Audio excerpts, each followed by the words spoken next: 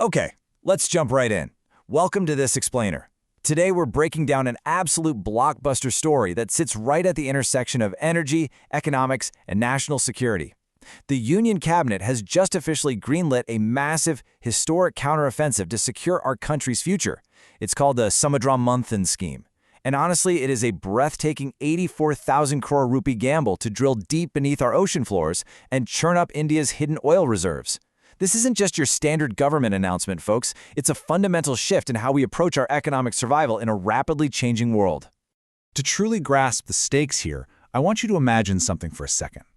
What if I told you that nearly 90% of all the petrol and diesel powering our cars, our buses, and our factories is actually imported from volatile foreign nations? And not just that, it's transported across oceans that are often plagued by war and shipping blockades.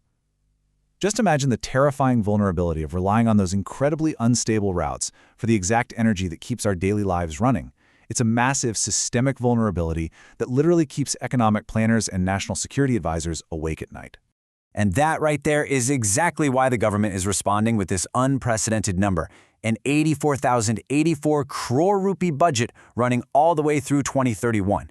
This marks the absolute largest deep-sea energy hunt in Indian history. It's a monumental financial commitment designed specifically to combat this glaring economic vulnerability, rewrite our energy future, and ultimately protect your wallet from the total chaos of global energy markets. So what exactly is this project?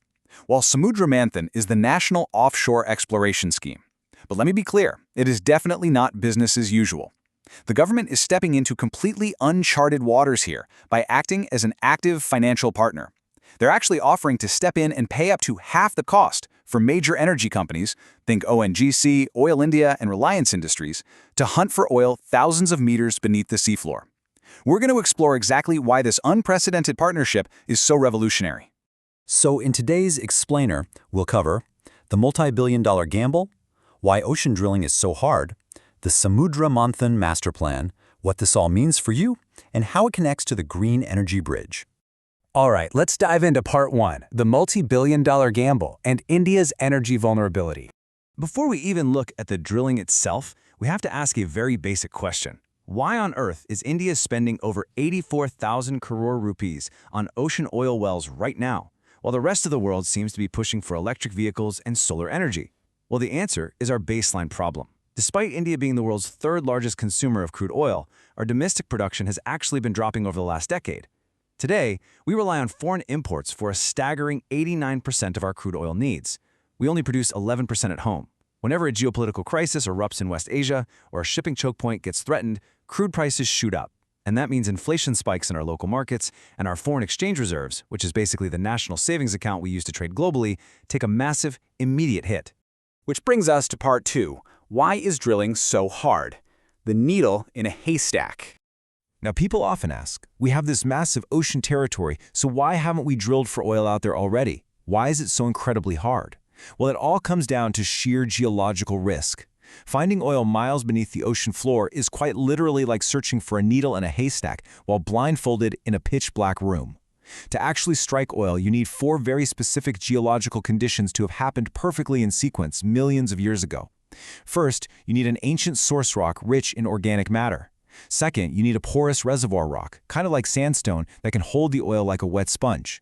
Third, you need an impermeable cap rock sitting right on top to seal it in and stop it from leaking away.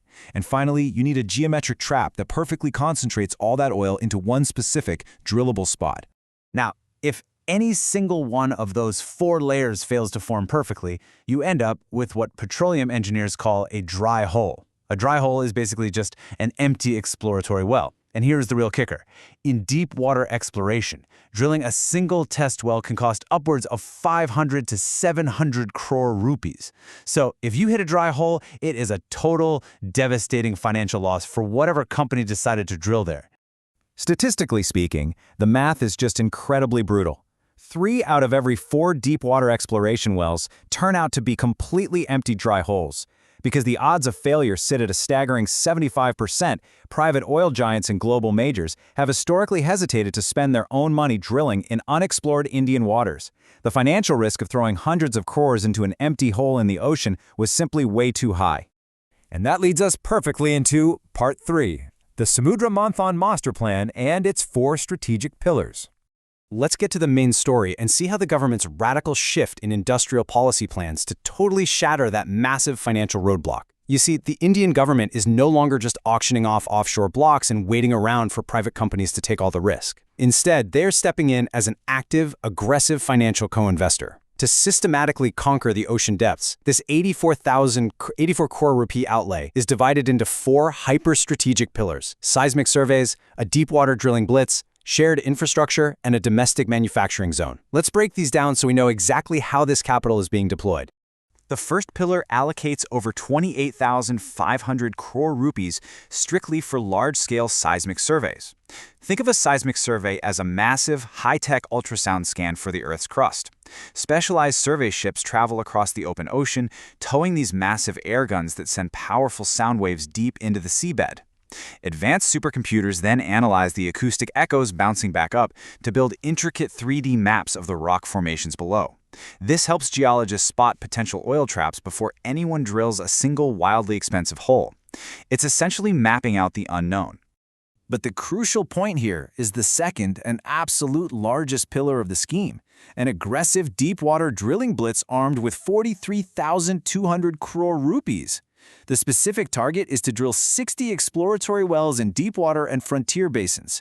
Now, frontier basins are basically these completely unexplored, untested regions of the ocean where we have very little data but potentially huge rewards. We're talking about opening up massive new areas like the Krishna-Godavari Basin, Mahanadi, Calvary, and the Andaman Sea. 60 wells is a tremendous scale of exploration for a single country to undertake.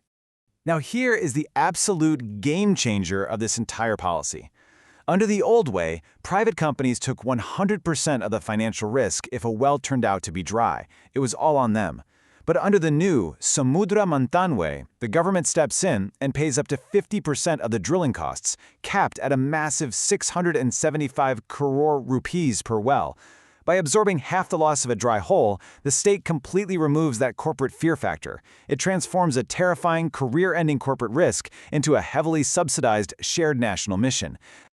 The master plan is rounded out by the final 2 pillars. Pillar 3 commits 10,000 crore rupees to build shared underwater pipeline hubs. This is a brilliant plug-and-play solution. It means any new discovery, big or small, can instantly plug into a shared central grid and start pumping gas ashore, without the company having to build its own insanely expensive pipeline from scratch. And Pillar 4 dedicates 2,000 crore rupees to a Make in India marine manufacturing ecosystem. This encourages our local engineering firms to build the specialized drilling rigs, subsea valves, and robotic equipment right here at home, creating a totally self-sustaining industry. And the staggering goal of all this combined effort?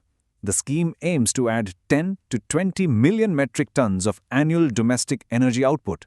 Once production peaks, this is projected to save the country nearly 1 lakh crore rupees in foreign exchange import bills every single year. That's a massive amount of capital that permanently stays within India to build schools, hospitals, and infrastructure, rather than just flowing out to foreign nations to keep our engines running. Okay, part 4, what it actually means for you and the impact on your daily life. Which brings us to the most important part of this explainer. What does an 84,000 crore rupee ocean drilling scheme actually mean for your daily life and your household budget? Well, let's trace the domino effect. When a geopolitical crisis happens abroad and we're highly reliant on importing our fuel, our domestic transportation costs just skyrocket. That means the diesel trucks bringing tomatoes and onions to your local market cost significantly more to run, which creates immediate, painful inflation at the grocery store. But by producing more oil and gas within our own territorial waters, India builds a powerful protective buffer against those global energy shocks. Stable domestic fuel supplies mean stable transportation costs, ensuring your local grocery bills and your daily commute expenses don't randomly explode just because international crude prices spiked. Plus, we really have to look at the broader economic ripple effect. Deep-sea exploration requires highly advanced marine engineering, satellite logistics, and complex data science. This mega scheme is going to trigger thousands of high-skilled jobs for young graduates. And for the everyday retail investor, state-owned energy anchors like ONGC and Oil India, alongside private infrastructure contractors, are receiving a massive multi-year capital boost. This infusion of government money will completely restructure India's entire upstream energy landscape, potentially transforming the stock market dynamics for the energy sector over the next decade. Finally, let's look at Part 5, the green energy bridge and transitioning safely. Of course, we must address the elephant in the room. How does this massive fossil fuel investment fit into our transition to a greener, cleaner future? We have to look at this very realistically. While India is rapidly expanding solar power, electric vehicles, and green hydrogen, the hard truth is that our heavy industries, our aviation sector, and our long-distance freight transport are still going to demand millions of barrels of oil every single day for the next 2 to 3 decades. Samudra Manthan basically serves as the ultimate economic bridge. It ensures that while we actively build our green future, the oil we still absolutely need to survive today is extracted right here at home rather than draining our precious foreign exchange reserves to buy it from abroad. And this brilliantly illustrates the exact crossroads we're at today. The Samudra Manthan scheme is a bold gamble that shifts India from being a passive importer to an active, aggressive explorer. It is a massive project aimed squarely at national energy independence. But it raises an incredible question. Now that the state is spending thousands of crores to hunt for ocean oil while simultaneously pushing for a green transition, what do you think? Should we invest heavily in deep-sea drilling for immediate economic security, or should all of this capital be funneled entirely into green renewables right now? Think about it and keep exploring the incredible mechanics of our changing world.